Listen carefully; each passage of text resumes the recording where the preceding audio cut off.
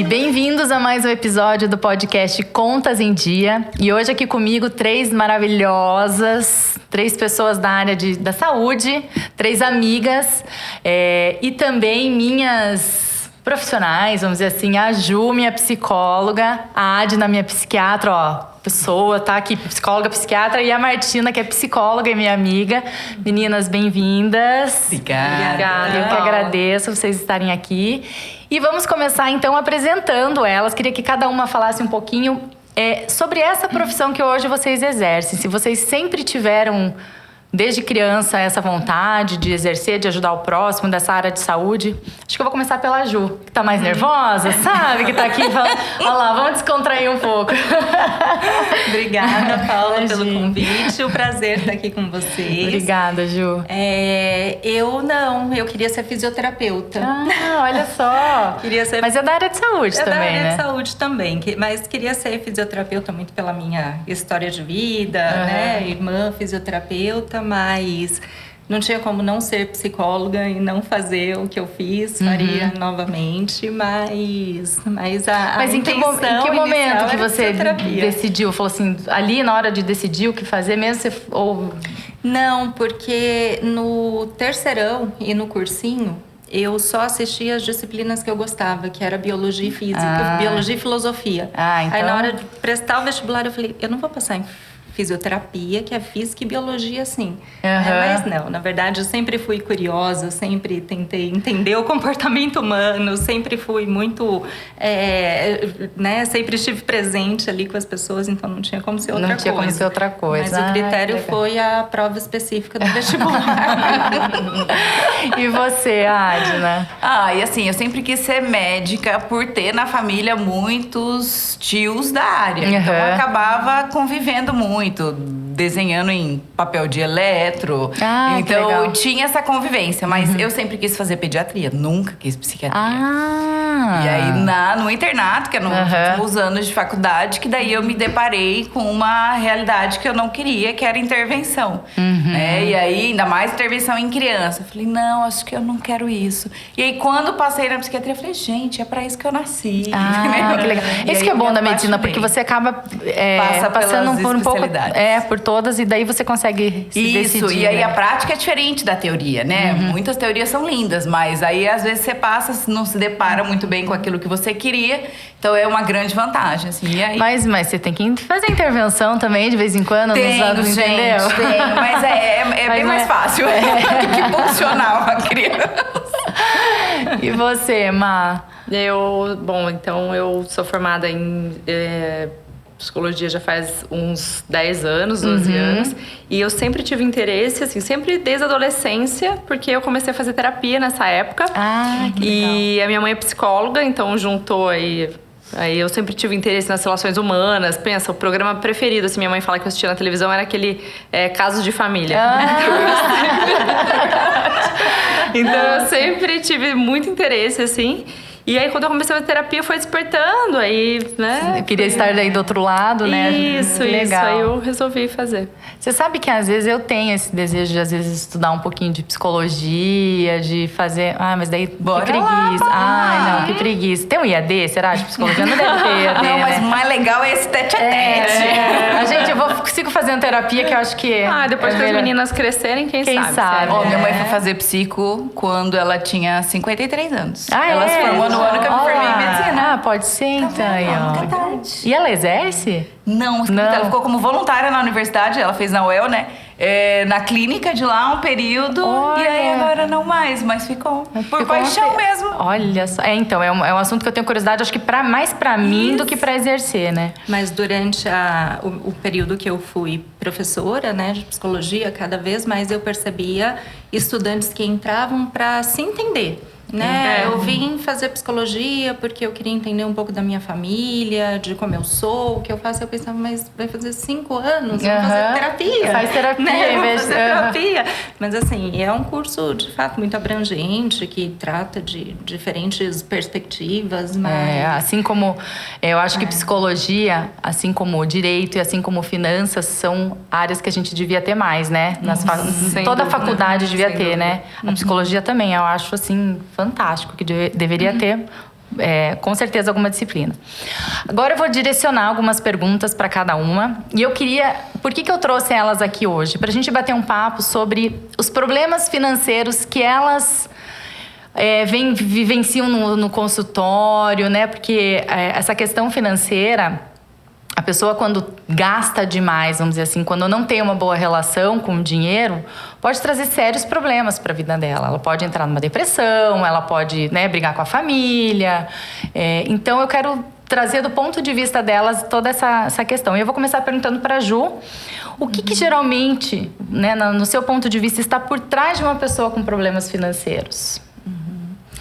É uma pergunta realmente, né, feita de uma forma muito boa. O que está por trás? Porque tem muitas coisas. Né? Quando uma pessoa chega no consultório, por exemplo, com uma queixa, que nem seria a melhor palavra, mas assim, com um comportamento que apresenta prejuízos, né, clinicamente relevante em relação ao aspecto financeiro, eu tenho que entender como que é isso, como que ocorre, de que forma, né? Então, a gente volta esse olhar para uma análise do comportamento, né? Então, uma questão de um problema de comportamento financeiro deve ser compreendido à luz dos problemas comportamentais, como de outros contextos, né? Problemas de relacionamentos interpessoais, problemas de uso de substância, enfim, a gente tem que entender o que isso significa.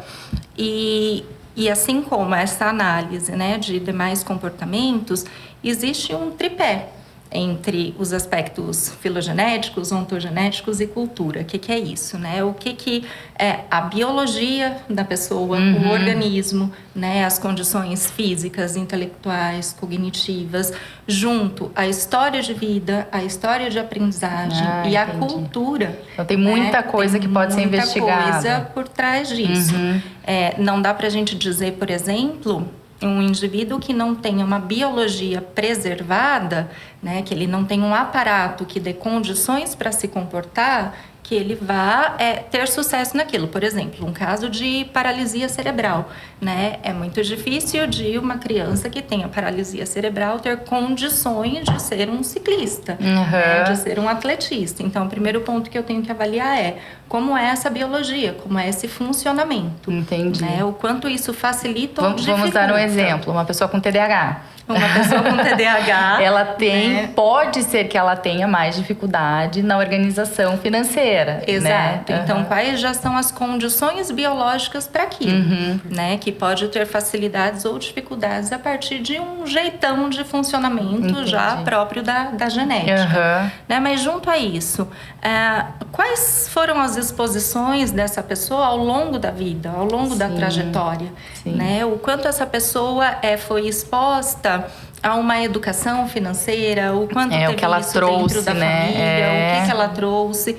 E também na nossa cultura, né? Porque nós temos uma cultura de ensino, por exemplo, de matemática, de operações básicas, de números, mas não de educação. Perfeito. Hoje a gente até vê, né, nas graduações, muito mais sobre empreendedorismo, planejamento de carreira, né? Mas parece que há um marco. A criança não tem acesso a esse universo, né? Exceto as suas filhas. Que têm acesso a todas as pessoas que estão assistindo agora vão ter acesso à educação financeira.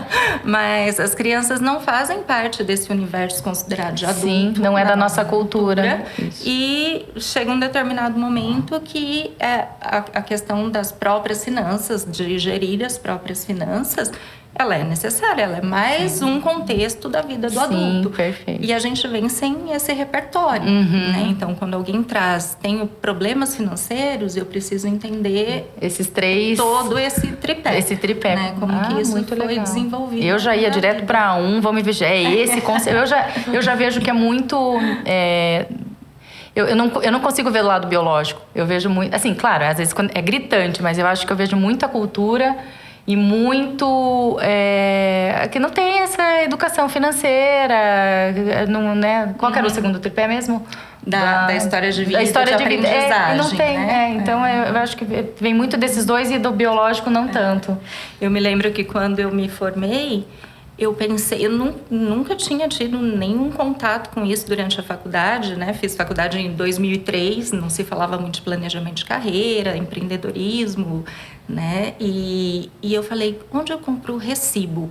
Será que é advogado, é contador?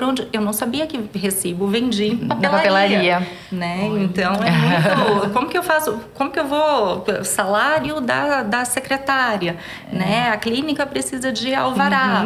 Assim, tudo isso não era muito comentado. Sim, né? Não sim. fazia muito parte da cultura. Mas agora, se Deus quiser, a gente vai começar aos poucos implementar isso aí. Martina, queria perguntar para você agora. Quais estratégias podem ser úteis para uma pessoa lidar com esses problemas financeiros? Bom, Paula, tem várias, né? Assim, acho que até da sua parte, algumas que eu também sugiro. Ótimo. Né? Dessa parte de organização. Então, se a gente fosse começar por aí, acho que essa questão de você guardar, né? Assim que entra o dinheiro, então você está guardando, aquela coisa, envia um boleto para você mesmo, isso, né? Então mesmo. O dinheiro você guarda e tal. Enfim, ter planilha financeira, toda essa parte. Agora, quando a gente fala dessa parte psicológica mesmo, né? Então, da abordagem que eu trabalho, da terapia cognitivo-comportamental, a gente vai estar olhando mais, assim, o que eu poderia dar, assim, um pouquinho de estratégia, para o primeiro, assim, o indivíduo parar, né? Ter uma autorreflexão mesmo, assim, de como que tá, de forma geral, ali, a vida dele, mas principalmente nessa parte de gastos excessivos, que a gente parte, né, do pressuposto que problemas financeiros tá difícil ali também de ter um gerenciamento disso.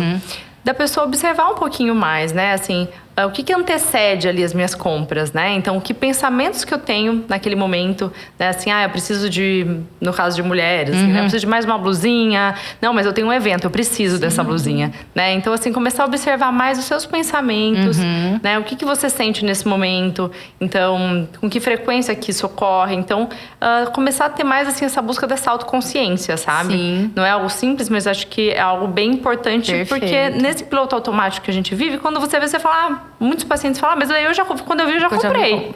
Né? É igual com comida, né? Quando eu vi, eu já comi. Então, a gente parar para ter essa reflexão. Acho que esse é um ponto. Outro que acho que ajuda bastante é o que a gente chama de cartão de enfrentamento. Então, da pessoa anotar, pode ser no notas do celular. Anos atrás, a gente falava para anotar... num caderninho, né? E aí, você escrever lá os motivos pelos quais é importante para você hoje... Motivos bem importantes, assim, pelos quais você quer hoje guardar dinheiro, né? Então, por exemplo, é para aposentadoria, é para ter uma estabilidade maior, é para diminuir esse meu sofrimento, essa culpa que eu fico, ou eu sei que toda vez que eu compro eu me arrependo. Então, ter escrito ali esses motivos pelos quais é importante para você, e aí você é meio que um SOS, assim, para você ler, né, para lembrar. Revisita essa anotação, né? Isso, acho que esse é um ponto. Legal. E assim, Paula, acho que o gerenciamento de estresse é algo que, quando a gente fala de problema financeiro, é um dos fatores, né? A gente vê muito estresse. Então, assim, o relaxamento, né? Assim, às vezes buscar uma técnica de respiração. Né? Então, vai depender muito ali da causa do problema, né? Então, se a pessoa... Né, depende do que a pessoa te traz, né? Isso. Outra coisa que eu acho legal é a lista, né? De você fazer uma lista de coisas que você... De compras, né? Então, você vai... colocar na listinha ali coisas que você gostaria de comprar, mas que não são prioridade agora. Então, é muito esse gerenciamento nesse sentido. Ótimo. Por último, assim, eu diria que um suporte social, Paula, pode ser algo importante. Então, no sentido de não só, né, uma consultora financeira, né, mas de alguém de confiança, de você compartilhar, né, às vezes, sei lá, com uma amiga, com um parente. Então, falar o que está acontecendo, com a sua terapeuta. Né? Exato. Né? Se tiver em terapia, perfeito. Seria ótimo aí, né? Mas falar para alguém ali de confiança, né? Acho que compartilhar isso te ajuda a monitorar. Validar também, valida que você está fazendo algo que, né? Você falar, valida que você não está fazendo algo muito certo. Então, você tem a ajuda dessa outra pessoa para te trazer. Isso. Não fica só com você, né? E isso é uma questão, acho que cultural importante, né? Não se fala sobre dinheiro, se fala sobre ganhar dinheiro. Mas ninguém fala que tá com a conta no negativo. Perfeito. Que teve um descontrole. Aí você não se expõe e acha que nunca ninguém passou por isso e não divide, né? E a gente vê muito isso, principalmente nos homens, eu noto pelo menos, muita vergonha, né, Muita de falar. vergonha. Então, como assim eu não sou muito. provedor? Como assim eu não tô com as contas em dia? Porque mulher tem né? fama gastadeira, agora Exatamente. homem não. Então eles têm muita vergonha. Então a importância de falar para alguém de confiança, isso também acho que é Até algo mesmo que... quando alguém quer falar assim, estou economizando. É tão difícil a pessoa falar assim, gente, eu não vou sair porque eu tô querendo economizar, eu tô guardando dinheiro. Não pode, é um tabu, é um assunto que não se fala, né? Como é importante a gente, então, ter essa troca de conversa com outras pessoas, né? Quem quer que seja essa pessoa. Sim. Esse aspecto cultural, ele é muito forte, né, nesse contexto. Durante a faculdade de psicologia, imagino que para as áreas da saúde e áreas que lidam, né, diretamente com o outro, com a vida do outro, enfim, fica meio oculto, né, a questão do ganhar dinheiro em cima do cuidado. Né? É quase como uma vergonha a gente fazer isso, né? Então, durante toda a graduação, assim, a minha cabeça foi em função de ajudar o outro, de ajudar o próximo, né? E quando você vai para a prática, que você tem uma agenda, né? E eu não consigo atender a todo mundo e começa as demandas de vida de adulto, de filho, entra-se muito num conflito disso. De querer atender todo mundo. O quanto eu consigo atender voluntário, eu abro um espaço na agenda, qual valor eu cobro, como cobro, mas vou deixar de atender uma pessoa que precisa, né? Isso falando mais estritamente aqui para a área da saúde, mas a questão cultural em relação ao comportamento financeiro, educação financeira, eu acho que é algo que tem que ser muito olhado, né, em todo esse âmbito, porque tem muitos tabus, tem muitas crenças por trás disso, muitos mitos que a gente deve parar e não sentir culpa por isso. Isso, também, como se fosse um sacerdócio, assim, né? sim. Eu vejo isso no consultório, por exemplo, pessoas que agendam a consulta e aí vão questionar com a secretária, mas como assim ela vai me cobrar a consulta? Eu conheço ela. Eu falo, gente, se eu não fosse cobrar, eu pago as minhas contas como? Né? Que é essa ideia. Não, você tem que fazer para ajudar o outro e não isso é a sua profissão. Né? Não, eu mesma chego às pessoas endividadas. Mas, Paulo, não tem dinheiro para te pagar. Eu falo, eu vou fazer uma forma diferente, eu vou parcelar em mais vezes para você, a gente, né?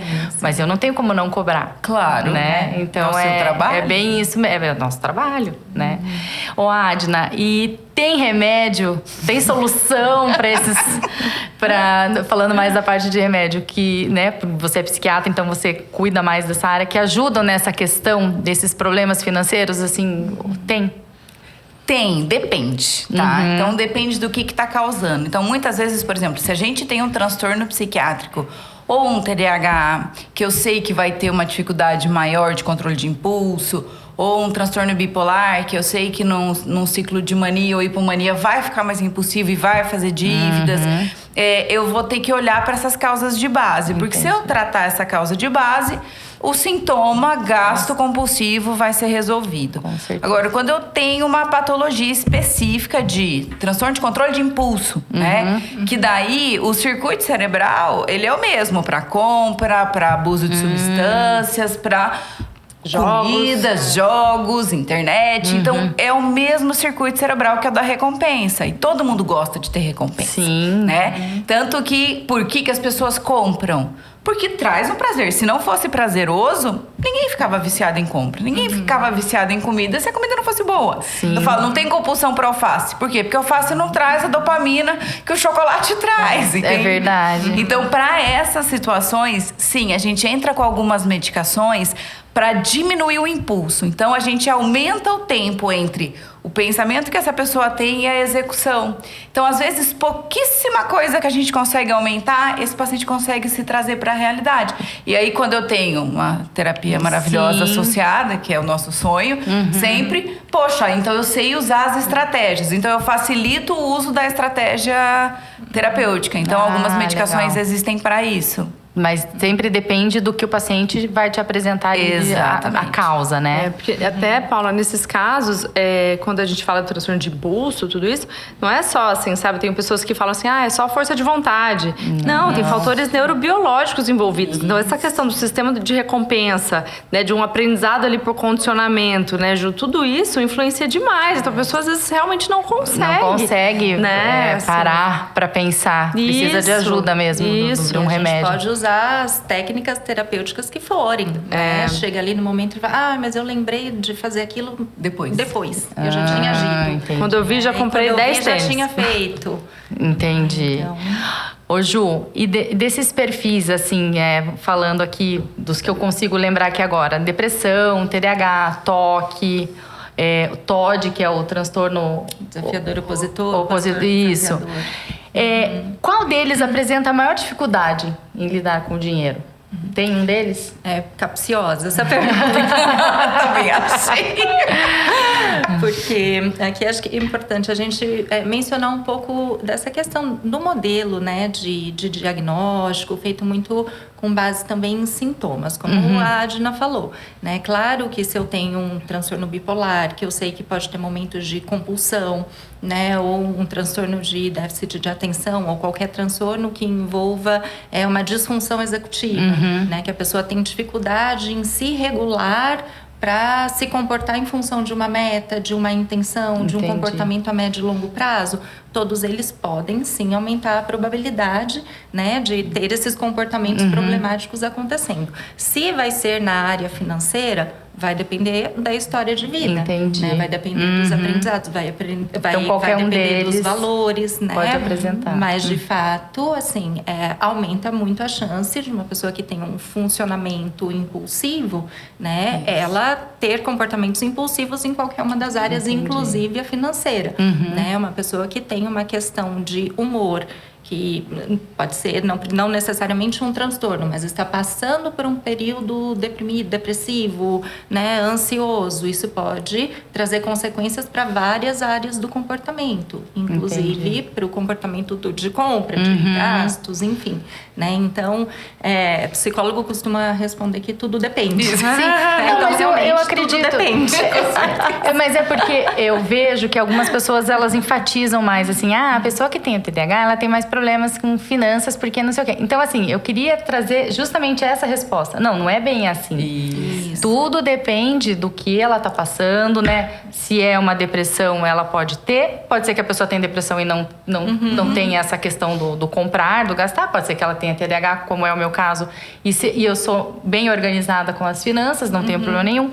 Então, desmistificar isso. Não é que um desses é mais do que o outro. Pode, né? E é cada vez mais comum, né? Em função de rede social, de acesso à informação, as pessoas chegarem com um checklist, né? Então, como eu vi que eu tenho esses sintomas, logo eu tenho esse transtorno. E uma boa avaliação, né? Uma avaliação profissional vai muito além disso. Né? Não é porque eu tenho problemas de memória, porque eu procrastino, porque eu perco a atenção, que eu tenho TDAH. Né? Vai depender de sintomas, de intensidade, de frequência, de outras coisas. Então, sempre a gente tem que, como você disse no começo, assim, tem que olhar o por trás disso. O que é comum, em às tudo, vezes, né? Em qualquer coisa. Martina, você tem no momento, ou já teve algum paciente que foi ao consultório especificamente por problemas financeiros? Especificamente, não. Na verdade, eu me lembro de um paciente que ele chegou com... Eu não estou mais atendendo ele, né? Já teve alta. Mas ele chegou com depressão grave. E aí, associado à depressão grave, ele tinha... uma questão ali, né? Uma compulsão por compras e também com a parte alimentar. Né? Entendi. Então, uma compulsão alimentar. Uma compulsão... Não chegava... Ele tinha episódios compulsivos. Não chegava a ser ali um transtorno de fato. Entendi. Mas ele tinha um desequilíbrio ali dos impulsos com relação à comida. E essa questão das compras. Ele tava com bastante problema financeiro. Então, era arrependimento, culpa. E ao mesmo tempo, assim, ele morava sozinho. Então, ele estava se sentindo muito só. Né? Então, você vai vendo que uma coisa vai ligando na outra. Sim. Entende? Então, a gente... E o que foi a sua abordagem? Conta aí. Conta o seu trabalho. Vamos ver se deu certo esse trabalho. Não, você deu alta, então deu certo. Deu certo. Sim, mas primeiro a gente falou pra ele retornar na psiquiatra, fazer um ajuste da medicação, legal. Né? Então, precisou. E a gente, eu primeiro olho para a história de vida do paciente, então tudo isso que a Ju falou, né, de forma geral.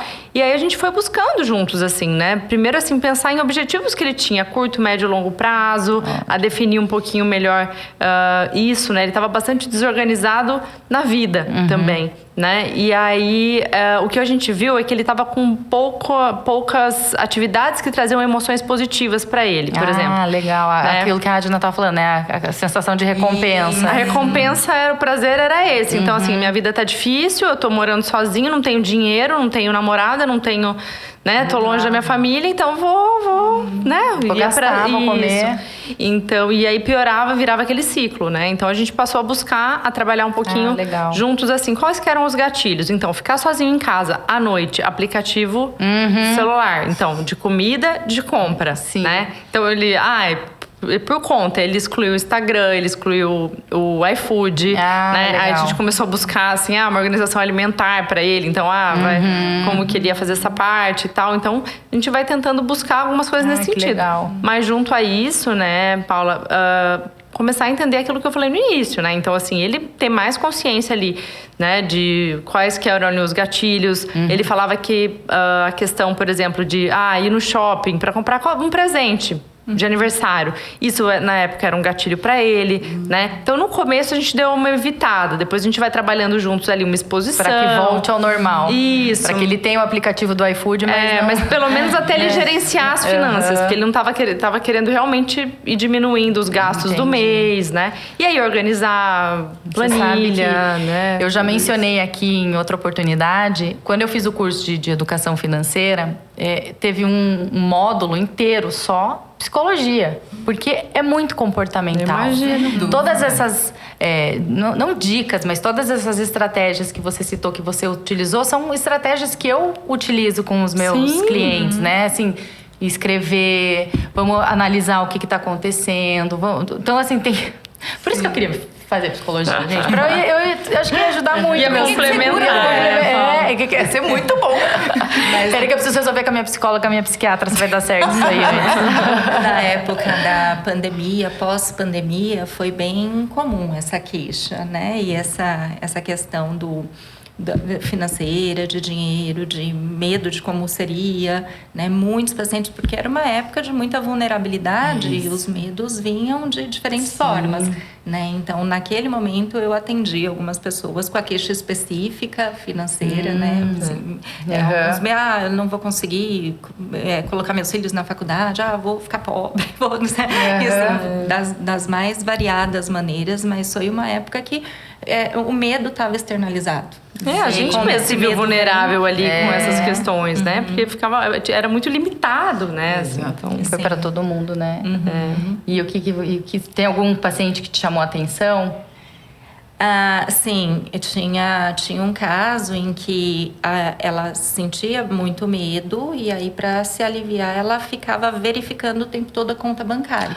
Olha. Então, quanto entrou, quanto saiu. E aí, por exemplo, os filhos, quando usavam cartão, chegava mensagem no aplicativo dela, né? E aí, toda uma disfuncionalidade com isso. Então, aquilo passa a ser central, né? Ela não consegue tirar o foco da atenção daquilo. Fica mais obsessivo Tamanho ali, medo, né? Mas aí eu não entro especificamente nisso. Mas o quanto, então, ela tá me dizendo de algo que é muito valoroso, muito valioso para ela. O que é esse medo? Tô pensando aqui, né? Tem a compulsão e tem o oposto, né? O medo de sair 1 centavo a mais fora do controle dela. Olha só.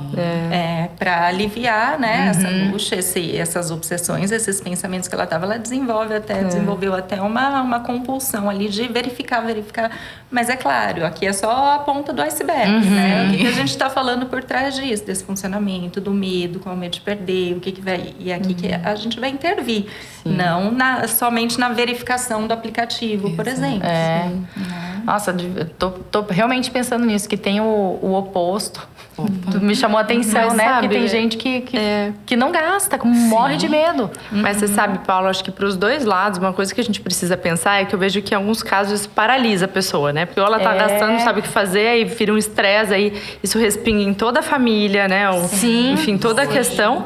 Ou vai para essa questão de, eu fico ali num controle absoluto, meu Deus, aí eu não tenho mais sensação de prazer, isso também causa um estresse. Então, assim, também, sabe, eu estou me organizando, seja né, ali, de ter um equilíbrio nisso, no sentido de viver um pouquinho mais de presença, né? Então, eu sei o que eu quero a curto, médio e longo prazo ali, mais ou menos, tá caminhando, né? Tô me ajeitando, mas eu também posso ter um pouco de presença, um pouco de paz, né? Sim, porque senão você tá perfeito. sempre pensando, arrependido com o que gastou, preocupado com o que não pode gastar. Exatamente, Sai do gostei. momento presente. É isso. Né? A gente fala muito Perde isso, oportunidade de ter situações e relações valorosas exato, em função exato. disso. Né? Então, E aí, acho que volta, Paula, você falou da questão do TDAH, eu acho que é interessante isso, porque o TDAH tem muito disso, né? Principalmente um TDAH não tratado, né? Que é a vida é só uma, né? E aí é uma dificuldade de olhar a médio e longo prazo, né? Então, da mesma forma que você tem personalidades mais impulsivas e isso facilita o gasto, se você tem um perfil de personalidade mais ansioso ou mais controlador, anancástico, esse paciente não vai conseguir gastar. Então, é como se ele não merecesse o tempo inteiro, né? E aí, essa necessidade de controle deixa a vida muito sem graça, né? Com certeza, É com perigoso, certeza. né? Os extremos de ambos os Aí lados eu são se permitir um perigosos. pouquinho, né? Enfim. É isso que você estava falando, um equilíbrio. Ô, Adna, para uma boa parte das pessoas, o processo de compra, ele é emocional. Certo. Né? E não racional. Os remédios, eles não causam uma diminuição desta emoção, e é justamente isso, é para isso mesmo que a gente toma remédio, para dar uma diminuição nessa... os remédios podem deixar as pessoas mais racionais. Olha, Existe gente, isso? adorei essa pergunta. Desculpa. Eu queria muito esse podcast, entendeu? Muito. Não, assim, o que acontece? Parte disso é verdade, tá? Quando a gente vai pensar, por exemplo, num perfil de medicações antidepressivas, os inibidores de recaptação de serotonina, são as medicações mais comuns, fluoxetina, citalopram, sertralina. São medicações que, sim, vão diminuir e achatar um pouco o que a gente chama de afeto, que é essa reação ao humor. Se a gente faz isso demais, esse paciente fica apático, que é o efeito colateral de medicações que às vezes é muito desconfortável, tá? Mas sim, e aí esse paciente vai ficar menos suscetível tanto a coisas boas quanto a coisas ruins. Então, quando a gente vai pensar num tratamento para um transtorno de compulsivo, por exemplo, por compras, a gente usa os ISRS, que é essa classe de medicação. Não numa dose para deixar esse paciente apático, mas para justamente tentar deixar ele menos vulnerável ao ambiente. Entendi. Porque se ele fica menos reativo, ele fica menos suscetível ao gasto. Porque hoje a gente sabe, se você entra, sei lá, Amazon, você consegue comprar com um clique. Então, assim, o tempo de análise de o quanto eu realmente preciso disso é mínimo. É verdade. Né? Então, E não precisa nem ter dinheiro na conta. Não precisa, né? E ainda te dão linhas de crédito e você recebe mensagem. Então, assim, é tudo voltado para você ter o menor tempo de avaliação, porque aí isso te deixa mais impulsivo. Então, a medicação ajuda nesse sentido, tá? Ótimo. Então, sim, em algumas vias específicas, mexer com serotonina. Isso é interessante. Já tive alguns casos, assim, de pacientes que tinham algum prejuízo cognitivo e que era muito difícil para eles terem essa noção abstrata ali do dinheiro, porque é cartão, né? Cartão, é Pix, então uma perda de noção do valor, do quanto aquilo significa, né? Eu lembro que meu pai às vezes falava: você quer esse montão de dinheiro ou esse? Sim. Podia ser que o montão de dinheiro tivesse um valor muito menor, né? Mas vai dando uma noção mais concreta pra gente. E eu entendo que isso tudo também tá muito difícil de ser discriminado, né? Quando você faz um Pix, uma transferência, você passa no cartão, o quanto é aquilo? Para algumas pessoas, isso ainda tem que ser aprendido, de fato. Algumas pessoas me perguntam assim: você acha que eu devo sacar o dinheiro e ficar com aquele dinheiro e utilizando utilizando? Porque daí eu só tenho aquilo e eu vou vendo aquilo diminuir. Isso. Depende, às vezes uma das soluções é fazer isso. Verdade. E outra coisa que eu acho legal mencionar, com as crianças eu gosto de fazer isso em relação à mesada, né?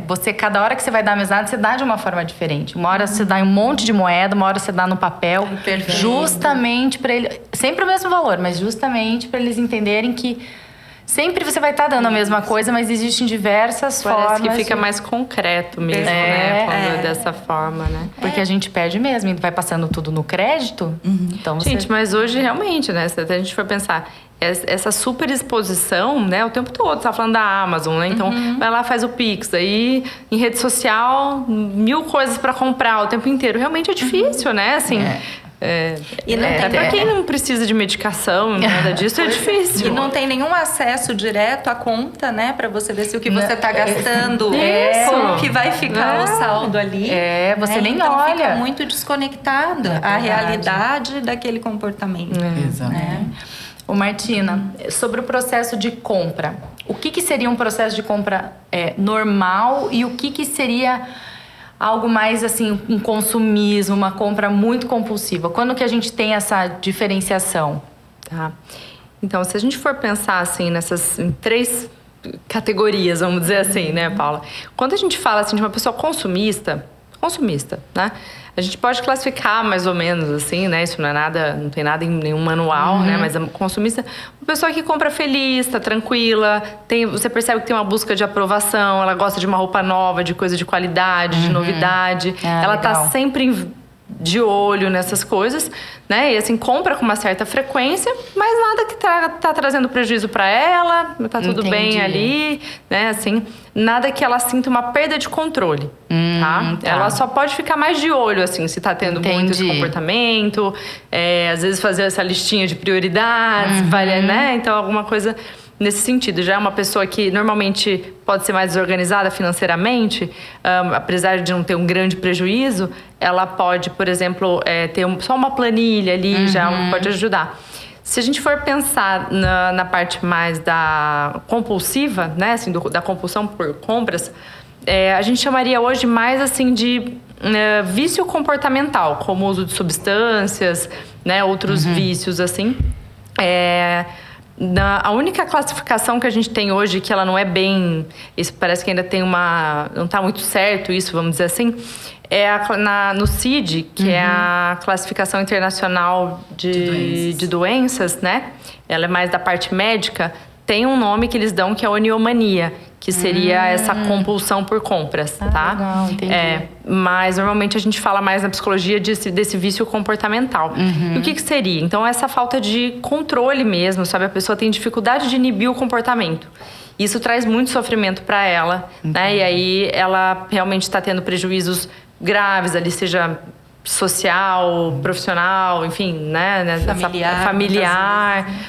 Mas realmente ela sente que ela tem esse descontrole do impulso, assim, algo que é mais difícil ali. Ela se vê fazendo isso com uma frequência, uma intensidade muito grande, né? Muito maior, vamos dizer assim. E aí a gente realmente fica mais atenta. Legal. Você estava falando do consumista, né? Não o compulsivo, mas o consumista. E eu estava pensando aqui, eu tenho alguns clientes que eles são consumistas, eu não tinha ainda classificado, porque eles acabam não ficando no negativo. Eles têm um certo... Não é um controle, mas é um controle do que eles estão gastando. Mas eles gastam, eles podiam estar guardando mais dinheiro, eles não ficam no negativo. Então, esse é o consumista. Então, para uma pessoa saber quando que ela está passando dos limites, é quando começa a ter algo mais... Quando ela começa a ver prejuízo, isso. Né? Assim, algum impacto maior. Ela fala, opa, já preciso ficar atenta, né? Dar uma segurada aqui, né? Dar uma monitorada ali. Então, preciso dar uma organizada, falar com a Paula, né? Montar uma planilha. Então, acho que mais nesse sentido. E o ideal, né, gente? Que é difícil, né? Não é que o ideal, enfim, a gente fala ideal, é difícil. Mas seria da gente ter uma compra mais racional mesmo. Mais planejada, né, de acordo ali com as nossas necessidades. Então, realmente, você priorizar, você avaliar, ter essa questão mais racional envolvida. Mas aí vai precisar... difícil. Mas é aquilo que vocês estão falando, vai precisar de uma outra, como é recompensa, tem toda a questão da dopamina, ela vai precisar de outras coisas que supram essa necessidade. E é interessante quando, por exemplo, recebo o paciente que tem... como um dos sintomas, né? Dificilmente vem só isso. Assim, a questão da compra é justamente tentar avaliar o que é a compra. Você compra o quê? Você precisava disso? Lógico, 99% das vezes a gente não precisa, né? Porque a gente tem um apelo a isso. Mas uma coisa importante é, por que então a gente não trabalha com experiências? Vamos gastar com experiência ao invés de coisas materiais? Vai te trazer a recompensa, a dopamina. Exatamente. Então eu posso gastar os mesmos R$1.000 que eu gastaria numa saia, eu gasto viajando um final de semana. E aí você vai viver coisas tão mais interessantes. Ótimo. E aí a gente começa a entender que, na verdade, não é o que gasta, né? O valor em si, mas o como se gasta e o que isso traz de benefício. Exato. E a relação que você tem com o dinheiro, né, Paula? Porque para cada uma de nós aqui é individual, como a gente aprendeu, que a Ju falou no início e tal. Então, assim, como que é a relação que você está tendo, né, com esse dinheiro? Acho que isso é muito importante, assim, da gente estar atento. Quando você fala dessa troca, né, mas daí a pessoa vai precisar de outra válvula de escape, vamos supor assim. Tá, a gente pode pensar, tá, hoje se fala muito, mas sim, uma atividade física, por exemplo. Então, a gente buscar aí outras coisas, né, assim, que podem ajudar. A atividade física, ela é ótima pra tudo, né? Ai, gente, até pra delícia. Então, é isso que eu tô falando. Cuidar do cérebro. Exatamente. Ela te traz benefícios em todas as áreas que a gente tá falando. Em qualquer uma, né, que a pessoa goste, enfim. Né? Uma caminhada. Gente, eu queria que vocês não sei se vocês têm algum livro, alguma coisa para indicar a Martina, que gosta de ler bastante, sobre esse assunto, para quem às vezes está assistindo e fala, eu acho que eu tenho algum problema financeiro, compro demais, algum livro, não quero ainda procurar ajuda, mas queria ler mais sobre o assunto. Vocês têm algum livro para compartilhar? Sim. Sobre isso? Temos. Manda lá, Martina. Bom, eu pensei, Paula, agora em alguns, tentar ser breve aqui. Então, tem um que chama Psicologia Financeira, que você deve conhecer. Adoro. Né? Que acho que ele é legal, assim, pra gente trabalhar essa parte, porque fala muito desse gerenciamento da parte emocional, psicológica também. É um livro um pouquinho mais complexo. Será que eu tô com ele aqui? Não tenho ele aqui, ele não tá aí, né? Não, mas são uns eu acho que ele tá lá. Olha, a riqueza da vida simples, gostei. Então, e esse, né, a Psicologia Financeira, acho que é um que seria mais legal. Outro que eu gostei, acho que é bem legal para mulheres, assim, quando eu li eu gostei muito, que chama E se eu parasse de comprar? O ano que eu fiquei fora de moda. Eu já vi esse livro. Ela ficou 1 ano sem comprar alguma coisa assim. Ela fez um blog na época dos blogs que chamava 1 ano sem Zara. Ela ficou 1 ano sem comprar, sem ir na Zara. Ela pôs esse nome, né? Enfim. Legal. E hoje ela acho que fala ainda um pouco disso, né? Tem um Instagram, enfim. Mas é um livro que eu achei bem interessante nessa parte, assim, que fala muito sobre como era uma válvula de escape para ela, as compras, e como que foi ficar sem isso. Então, acho que esse é outro. E um que eu acho que é mais aprofundado nessa parte que a gente estava falando da compulsão e tal, que é o Mentes Compulsivas, que é da Ana Beatriz Barbosa. É uma psiquiatra. Que legal. Esse aí é mais aí aprofundado para essa parte do... E fala sobre compulsão no geral, né?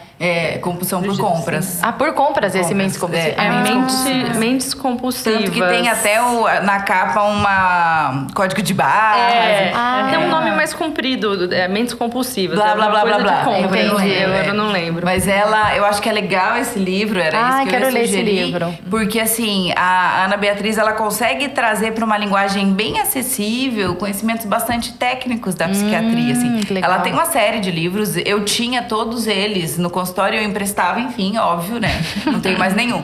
Mas assim, é muito legal esse livro. Uma linguagem bem acessível. Ela assim. tem vários mesmo, bacana. Legal. E fazendo um link, né, com essa questão da função do comprar, né, talvez voltado mais para a área da psicologia, o Liberty. O que você me emprestou. Que eu achei maravilhoso! Para a gente entender qual é a função, né, do gastar, do comprar, do poupar, do economizar, o que isso diz sobre mim nesse momento. Né? Então, acho que o Liberty também é uma boa sugestão, mas aí nunca mais tinha pensado nesse. Flexibilidade. Eu tenho, a Ju me emprestou, legal. Mais algum, Ju? Que você lembra agora? Acho que esse só. Eu acho que dá para fazer um gancho aqui, né? Um link tem mais um específico. último que, assim, é bacana também, que chama 1 minuto para pagar... Um minuto para gastar, uma vida para pagar. Tem um outro que também é nesse sentido, assim. Né? Se jogar lá no Google... Tem um filme, o problema é só eu lembrar agora, tá?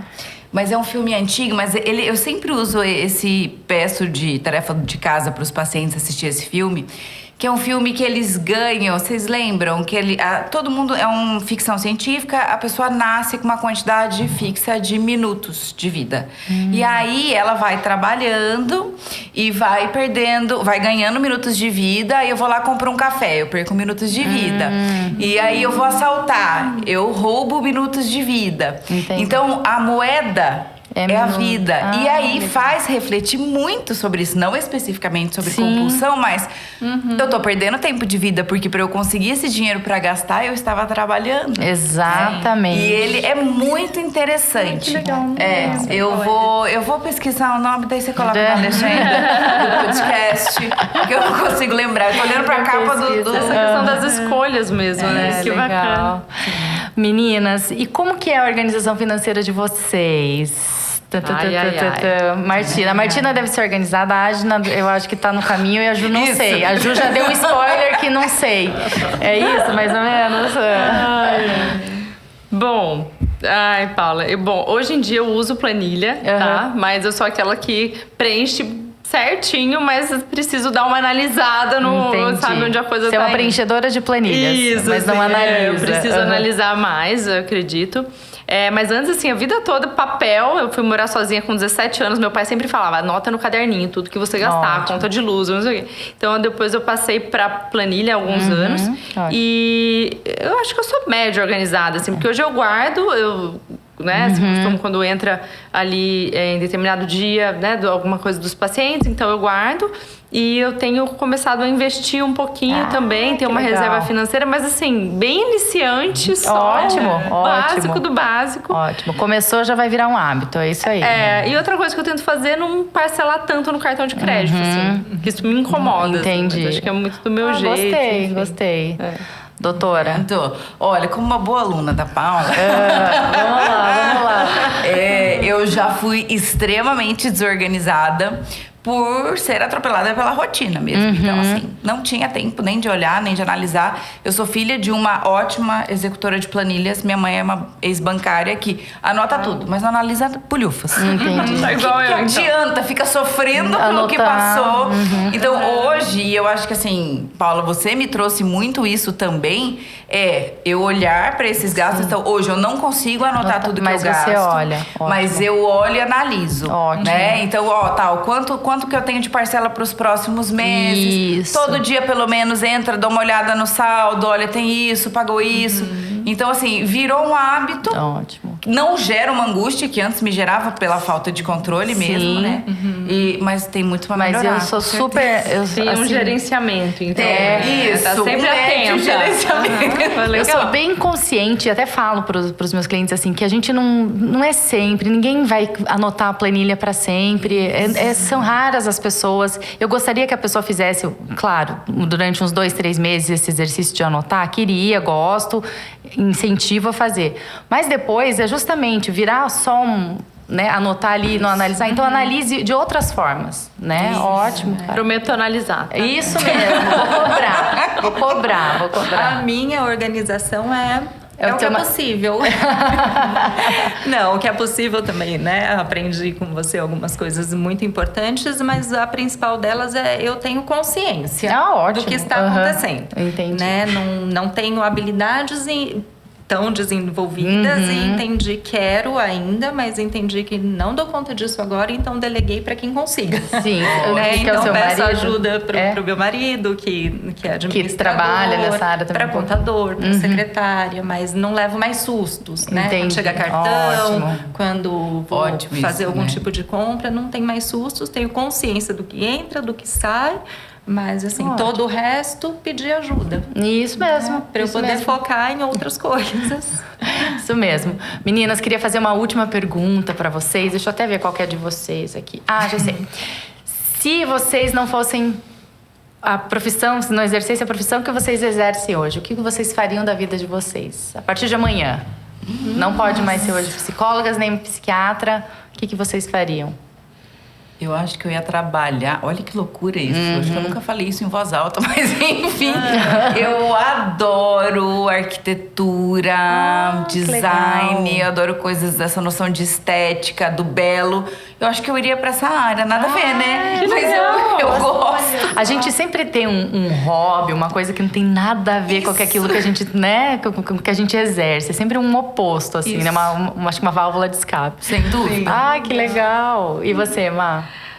Olha, eu pensei rapidamente aqui também, acho que eu nunca falei, mas acho que duas coisas que eu agora fiquei em dúvida, assim.